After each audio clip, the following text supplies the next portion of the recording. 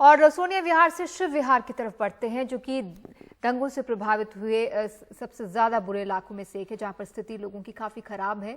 ढेरों मकानों को फूंक दिया गया है और इन फूंके हुए मकानों में से एक मकान अरुण का भी है, जहां मकान तो फूंका ही गया, साथ ही घर में जबरदस्त लूटपाट भी हुई है।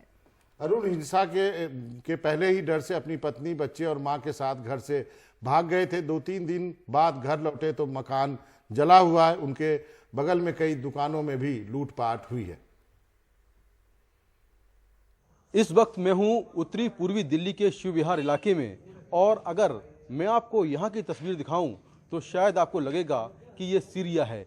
यहां पर आप देखें कि किस तरह से इतने बड़े पैमाने पर हिंसा हुई कि दर्जनों घरों को आग लगा दी गई, दुकानों में आग लगा दी गई। आप देखें शटरों को तोड़ा गया और किस तरह से गलियों में जला हुआ मलबा पड़ा हुआ है।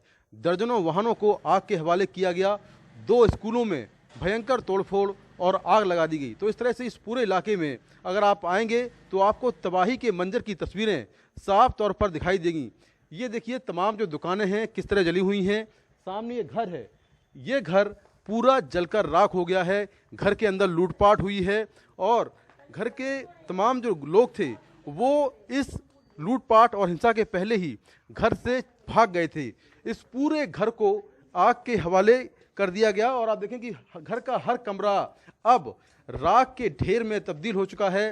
पूरा सामान यहाँ पर जल चुका है और दरवाजे तोड़े गए, घर में लूटपाट हुई। ये जो घर है 3-4 मंजिला घर है और पूरा घर तबाह हो चुका है। लेकिन राहत की बात ये रही कि यहाँ पर हिंसा के पहले ही घर वाले घर छोड़कर भाग गए थे। अब मैं इस घर के मालिक से बात करता हूँ जो कई दिन बाद अपने घर वापस लौटे हैं और अपने घर को देखकर आप देखें कि किस तरह से ये दुखी हैं।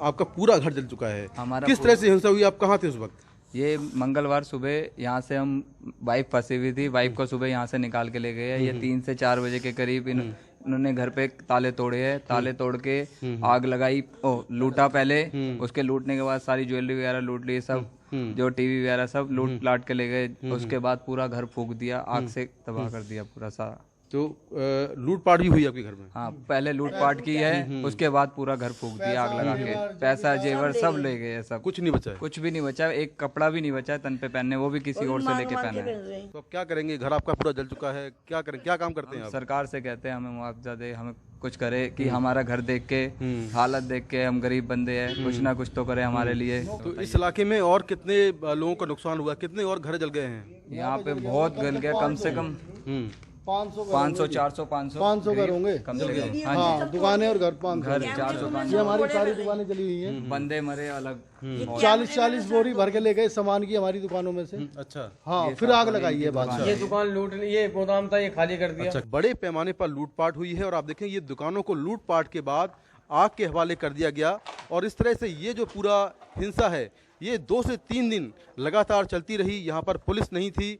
तो इस तरह से यहाँ पर बड़े पैमाने पर हिंसा हुई, जहाँ पर न केवल घरों में लूटपाट हुई बल्कि दर्जनों की संख्या में लोग बेघर भी हो गए हैं। नई दिल्ली से मुकेश सिंह, NDTV इंडिया।